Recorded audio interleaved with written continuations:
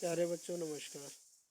एक लंबे समय अंतराल के बाद आज मैं आपका हिंदी का शिक्षक के तिवारी उपस्थित हूँ वर्कशीट संख्या 74 को लेकर, जो कि दिनांक 18/1/2020 की विषय हिंदी कक्षा 10वीं के लिए पाठ का नाम साना साना हाथ जोड़ी कृतिका से। बच्चों, अभी तक हमने जाना कि साना साना हाथ जोड़ी नामक पाठ एक यात्रा वृत्तांत है। इस पाठ की लेखिका मधु कांकरिया ने पूर्वोत्तर भारत के एक सुंदर प्राकृतिक राज्य सिक्किम की यात्रा की और वहाँ के भौगोलिक स्थिति, सामाजिक, आर्थिक और सांस्कृतिक परिवेश का सुंदर वर्णन किया। लेखिका सिक्किम की सुंदरता को देखकर मंत्रमुग्ध हो गई। आइए अब हम पाठ को आगे जानते हैं।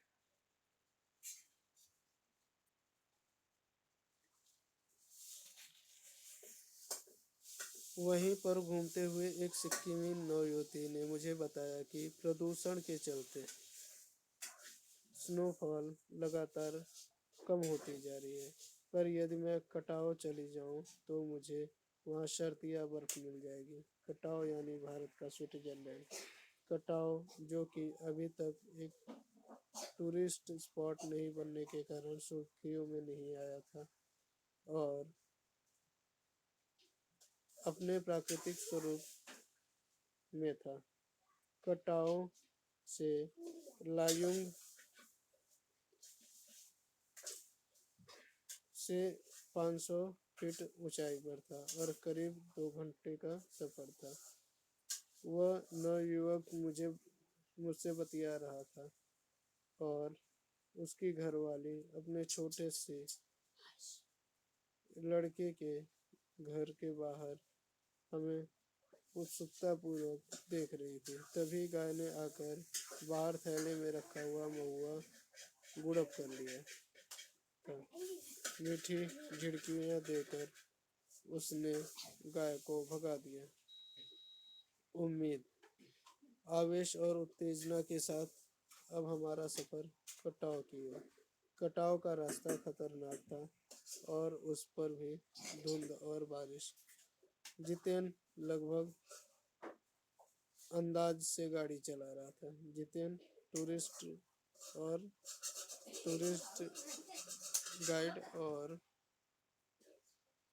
ड्राइवर था, जो लेखिका को कटाव की तरफ ले जा रहा था। और वह अंदाज से यानी कुछ भी धुंध में दिखाई नहीं दे रहा था, इसलिए अंदाजा लगाकर गाड़ी चला रहा था। पेड़, आकाश, घाटियां, सब बादलों पर बादलों की परत, सब कुछ बादल में। बादलों को चीरकर निकलती हमारी जीप। खतरनाक रास्तों से के एहसास ने हमें मौन कर दिया था और उस पर बारिश, एक चूक और सब खलास। सांस रोके हम धुंध और फिसलन भरे रास्ते पर संभल संभल कर आगे बढ़ती जीप को देख रहे थे। हमारी सांस लेने की आवाज के सिवाय आसपास जीवन का कोई पता नहीं था। फिर नजर पड़ी बड़े बड़े शब्दों में लिखी एक चेतावनी पर, if you are married avoid speed. थोड़ी ही दूर आगे बढ़े, फिर चेतावनी, दुर्घटना से दूर भली, सावधानी से मौत टली।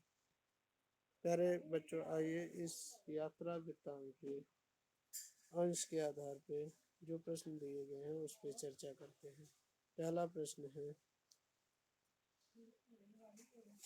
लेखिका के मंत्रमुग्ध होने का कारण क्या था?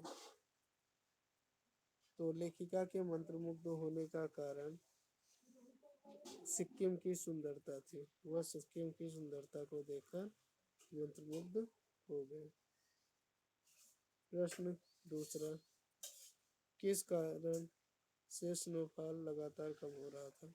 तो प्रदूषण के कारण स्नोफॉल लगातार कम हो रहे थे। तीसरा, कटाव अभी सुर्खियों में क्यों नहीं आए? कटाव अभी टूरिस्ट स्पॉट के रूप में बहुत ज़्यादा